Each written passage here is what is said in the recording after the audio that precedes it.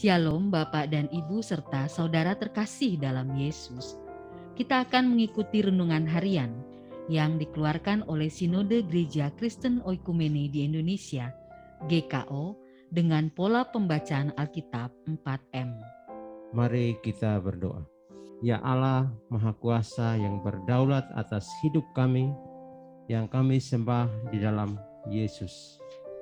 Di minggu-minggu Epifania ini, kami terus merindukan kebenaran firman-Mu ya Tuhan, yang memuaskan kami dalam kebenaran. Kami percaya firman Tuhan berotoritas dalam hidup kami.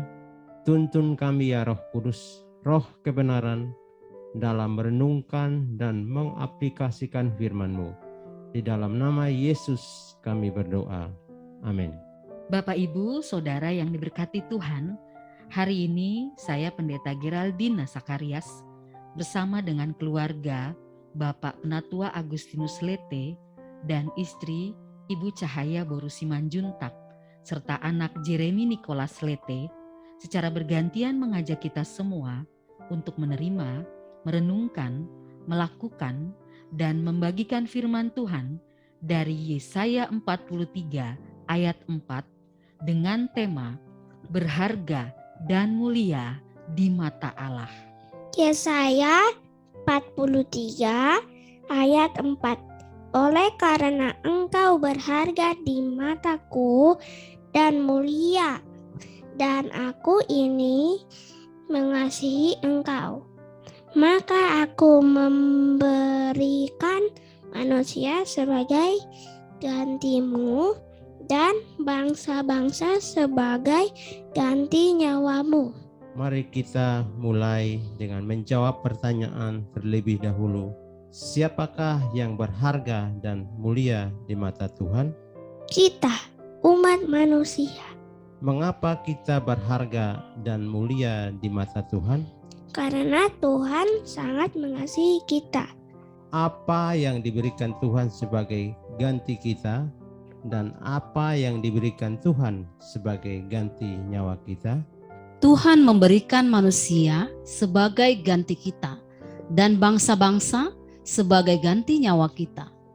Ya, dalam konteks bacaan ini tentang keselamatan yang dilatar belakangi kehidupan umat yang pernah gagal karena dosa dan pemberontakan sehingga mereka masuk dalam pembuangan.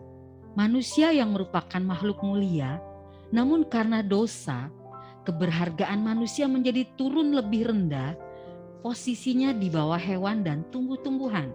Gambarnya menjadi rusak. Kondisi terpuruk inilah yang diinisiatifkan oleh Allah yang menyatakan janji-janji berharga bagi umat ciptaannya. Allah melanjutkan kembali kasih sayangnya kepada umat dan menggenapinya dengan menebus manusia di dalam pengorbanan dan kematian Yesus Kristus, sehingga kita menjadi pulih kembali di mata Allah. Kematian Kristus membuat kita dibenarkan di hadapan Allah. Ya, saya ingat firman Tuhan dalam 2 Korintus 5 ayat 21. Bisa tolong dibacakan Jeremy? Dia yang tidak mengenal dosa telah dibuatnya menjadi dosa karena kita, supaya dalam Dia kita dibenarkan oleh Allah. Amin. Dan 2 alasan mengapa Yesus Kristus mau mati di kayu salib dan menebus kita manusia sehingga kita dibenarkan di hadapan Allah. Yang pertama, karena kita milik Allah yang berharga dan mulia di matanya. Dan satu hal yang berharga itu bahwa hidupnya Allah ada dalam hidup kita. Yang kedua, karena Allah sangat mengasihi kita, kita ini buatan tangan Allah yang mulia. Amin. Saya dan keluarga berharga dan mulia karena hidupnya Allah ada dalam hidup keluarga saya, dan kami ini buatan tangan Allah. Amin. Kami percaya dan bersyukur janji firman Tuhan hari ini. Allah sangat baik. Namun Bagaimana dengan sikap manusia yang masih menolak orang lain, melecehkan atau membuli, menganggap remeh orang lain? Padahal kita sama-sama ciptaan Tuhan. Ya, jadi hari ini jika kita pernah salah terhadap Tuhan, pernah memberontak, menjauh dari Tuhan, bahkan mengalami kehancuran dan ketertolakan dalam hidup kita, ingat satu hal bahwa Tuhan sangat mengasihi kita.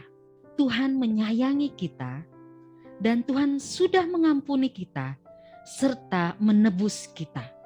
Kalau Tuhan tidak menolak kita dan melihat ada nilai berharga dalam hidup kita, maka kita pun tidak boleh menolak orang lain, membuang orang lain, memandang rendah atau melecehkan orang lain, karena hidupnya Allah itu ada dalam hidup kita, di setiap orang yang berharga di mata Allah.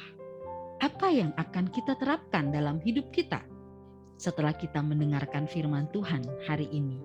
Yang pertama, Bersyukur kita ini berharga dan mulia di mata Allah, karena ada hidupnya Allah dalam hidup kita. Kami sekeluarga akan terus menjadi saksi Kristus, agar banyak orang diselamatkan dan dipulihkan, karena mereka berharga di mata Allah dan mulia. Yang kedua, jika kita pernah salah dan gagal di masa lalu karena kesalahan dan dosa kita, datanglah kepada Tuhan, selesaikan agar kita mengalami pemulihan Allah dalam hidup kita. Yang ketiga, kita harus melihat bahwa semua orang berharga dan mulia di mata Tuhan. Maka kita juga perlakukan mereka dengan benar. Amin. Mari kita berdoa. Ya Allah, kami bersyukur karena kasih-Mu yang selalu memanggil kami kembali hidup dalam keberhargaan-Mu ya Allah.